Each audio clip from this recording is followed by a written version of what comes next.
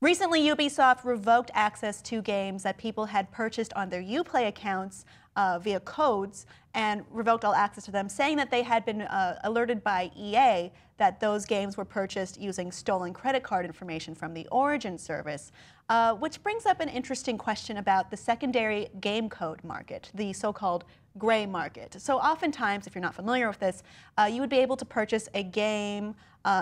I actually recently purchased my Xbox Live Gold subscription this way through a secondary marketplace, not the official one or not a subsidiary of that. And it is a little bit cheaper, but where are these codes coming from is the question. How are we able to discount them so much, or discount a little at least? So Polygon recently tried to investigate this by purchasing a game code to a game, Gravity Ghost, which is a recent indie game, and figuring out where it came from. And it took them through a circuitous route. It is a very long article. I recommend you read it. But to sum up, basically it had been purchased off a secondary market like Kinguin or G2A, which is supposed to be where people sell. Maybe you've gotten a game code for a gift and you don't want it. Or maybe you have more than one and you don't want it. And that's where you would sell that for a profit. But perhaps they are bought with stolen credit card, allegedly. Right, and in a lot of these, or at least the #1 story with Ubisoft and Origin, there were codes that had been illegally purchased with a stolen credit card and then resold on a gray market. Mm-hmm.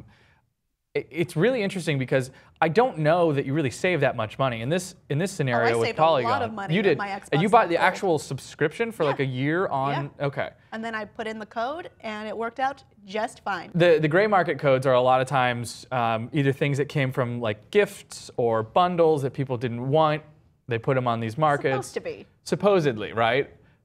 The investigation that Polygon did, which, as you said, is very circuitous, and yes, it went and it sort involved a lot of lying. Many different countries all over the world, and it was for a $16 game, which is like, well, originally someone crazy. had said, I got it from this guy, and this guy was like, well, I got it from a Humble Bundle, but it turns out it had not come from a Humble Bundle. And they had to go to the developer herself, and she had said, oh, well, when I was giving out this game, I put 2 codes together so that people can share and enjoy the joy of gaming. But as they found out, it was not one of the free codes. It was a code given to a YouTuber to review the game. But instead of reviewing it, they had sold it for money, which is a big no-no. You are not supposed to do that. I'm going to go out on a limb and say it was you. It was not me. Is that why the GEA is here, the Game Enforcement Agency, Yeah. right outside the door? That is no. And my several copies of Assassin's Creed Unity that I don't need can prove it. Oh, well. That's convenient for you, Well, I it guess. all seems still very gray. I mean, like the name, the gray market is, of course, it seems very muddled and stuff because there's so many things that they'd have to investigate and so many layers of backtracking, that sort of thing. It's like, I still am very confused about it. The fact that like all these games, you get free coupons and that sort of thing and all that stuff. But, I mean, the really only way to enforce it would be like a time crunch where like you can only use these codes within a certain number of times. Maybe that or also goes to like what Hollywood does with its screeners, which is like, this one has, it's traced back to you. Or like so an if it IP gets address, out, you pay.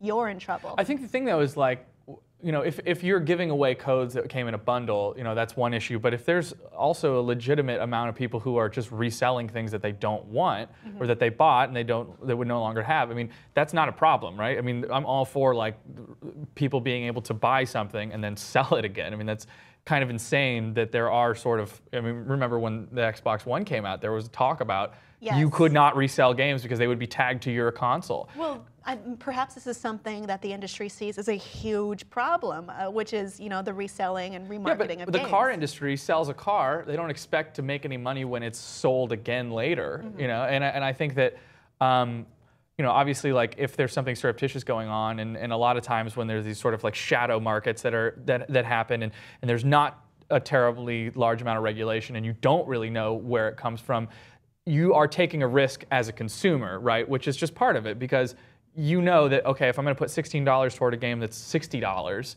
it might come back fraudulent, and that's a risk that maybe you're willing to take because it's worth it for you. Well, eventually Ubisoft reversed their revoking of the games, and they gave them back to the Uplay players that had already purchased them, but they said in the future this isn't happening. We're not reinstating after the fact. Well, and then I think it would be on the well, it's hardly the consumer's fault. On the if they don't publisher know. to make sure that, you know, if they know that 30 or 40 codes have been stolen allegedly, that they are able to say, hey guys, just so you know, these are out there.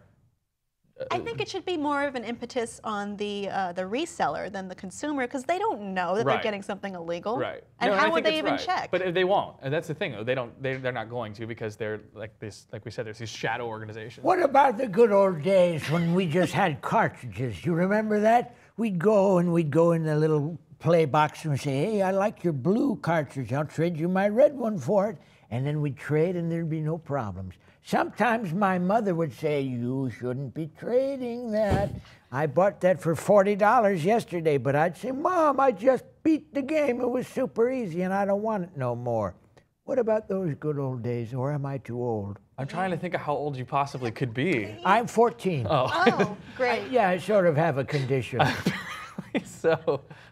This is a very rich story he's developed. Yes, no, the linear backstory is it's fantastic. Well, it's completely different when you have a tangible item from a code, which, you know, it's not tangible. You know it exists digitally, but it's not something you can pass around, and maybe it's less easy to track. It took Polygon a while to figure it out, this circuitous worldwide route where this code had come from and had been lied about several times. You know, it makes me wonder, is the gray market, the secondary market, is that something that's going to be shut down? No, well, I don't think so. I don't think you really could. You can't because shut down a movement. You know, you can't stop a movement. down No, I mean, what I think is a great opportunity though is like a place like EB Games, right? Which remember? is out of business? Yeah, but remember them? Like you used to go and you used to buy used games from EB Games, you know, and it was like you knew at least you were going to get what you were going to get. And maybe there's an opportunity for a GameStop or an actual retailer to say, all right, well, we're gonna be a legitimate operation who is going to option and resell games. Then as a consumer, you feel a little bit better. It's so much easier to just do it online. Okay, so through the web portal for GameStop or EB Games or whatever, you know, you go and you buy a resold. The problem is they're not used because they're just codes. You know, it's all sort of this like gray area. Yeah, I just Get walked it? into it. You got it. I know, the cartridges. I'm thinking about moving over to the CDs. Uh-huh. I wanted to try one of those soon. I've heard of those. Well, what do you think, audience? I mean, it's certainly a gray area, huh? But you. do you think that the secondary game code market is going to be regulated, and should it be regulated? Let us know below in the comments, and please be sure to subscribe.